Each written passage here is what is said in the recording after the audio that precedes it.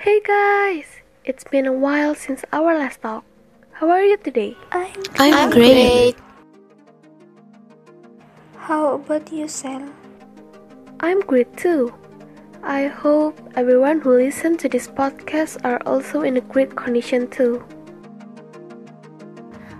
Guys, what do you miss the most during this COVID-19 pandemic? I miss school. Does any of you still remember when did we start study from home? Me. I will read the announcement for you. Good morning, everyone. According to the decision of the Ministry of Education, all students will start studying from their home for 2 weeks. The school will be closed for 2 weeks. The online school will be started on the 16th March 2020. The national exam for 9th grader will be postponed. We hope all of us can keep our body and mind healthy. Thank you for your attention. So sad. I really miss my friends. I want to go to the museum, but since it's still pandemic, I can't go to any museum. But you can still go to Sangiran Virtual Museum, Fa. What did you just say? Virtual museum? Does it really exist? Yes, it does. By using Virtual Museum, you can access the museum anywhere and anytime. It's cool, isn't it? Wow, it's really cool. You can access the Sangiran Virtual Museum at kebudayaan.kemdikbud.go.id. What can we learn at Sangiran Virtual Museum? We can learn many things, especially about pre-literate era. That's cool. Guys, I have an idea.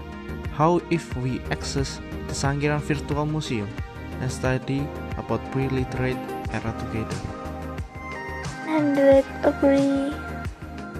It sounds really cool. Let's do this. Who will share the screen? Wait. I will share the screen with you guys. Start the game. Welcome to the Sangiran Museum. Nah, sekarang kita bakal ngebahas apa aja sih yang ada di Museum Sangiran. Pasti pada penasaran kan? Makanya dengerin sampai habis ya. Jangan di skip-skip, nanti nyesel loh kalau nggak dengerin. Apa aja tuh? Aku udah penasaran nih. Sebelum lanjut nih, kalian tahu nggak sih kalau banyak sekali perbedaan fungsi dari alat-alat yang ada di museum loh? Emang iya? Iya, tapi sebelumnya kalian harus tahu bahwa alat pada zaman dahulu itu dibagi menjadi 2, yaitu alat batu inti dan alat batu non-masif. Nah iya, aku pernah baca tuh. Kalau nggak salah nih ya, fungsi dari alat batu inti itu digunakan sebagai alat untuk melakukan aktivitas yang memerlukan tenaga besar. Nah, benar banget. Kalau alat batu non-masif digunakan dalam aktivitas yang lebih ringan seperti menguliti hewan, mengiris, menyayat, dan masih banyak lagi. Oh, jadi begitu. Tapi kalau alat-alat itu dulu digunakan sebagaimana yang udah jelasin, perbedaan fungsi sama yang zaman sekarang apa ya? Nah, kalau perbedaan fungsi sama masa sekarang itu bakal dibahas di masing-masing alat. Oke. Jadi, Museum Sangiran itu terdapat berbagai macam alat-alat batu yang digunakan pada masa praaksara. Ada yang tahu nggak apa alatnya? Aku tahu. kapak genggam kan? Betul. Boleh jelasin nggak apa itu kapak genggam? Boleh dong. Jadi, kapak genggam itu digunakan untuk memotong hewan hasil buruan, untuk berburu pada masa berburu dan meramu, guna memenuhi kebutuhan hidup manusia praaksara. Nah, kalau pada masa praaksara kan menggunakan kapak genggam. Berbeda sama masa sekarang yang sudah menggunakan teknologi canggih untuk memproduksi makanan. Ada juga alat serpi yang digunakan untuk memotong-motong hewan buruan. Selain perbedaan alat masa praaksara dan masa sekarang, ada juga perbedaan lain loh guys. Jadi, pada masa bercocok tanam ini, manusia sudah tinggal menetap lebih tepatnya di dalam gua. Nah, pada masa sekarang, sudah tinggal di rumah yang modern. Oh, aku tahu. Jadi, kebudayaan itu bernama Abrisource. Nah, sebelum tinggal menetap pada masa bercocok tanam, lebih tepatnya pada masa berburu dan meramu, manusia masih berpindah-pindah tempat untuk menyesuaikan alam loh guys. Beda banget sama masa sekarang kan? Sekarang, manusia sudah memiliki tempat tinggal yang menetap. Pada masa praaksara juga biasanya laki-laki yang mendapat tugas lebih berat yaitu berburu, dan perempuan yang bercocok tanam dan menjaga anak. Tapi sekarang perempuan juga bisa melakukan pekerjaan berat seperti laki-laki loh. Perempuan masa sekarang bisa menjadi pemimpin perusahaan, polisi, bahkan kuli bangunan loh guys. Wih, keren.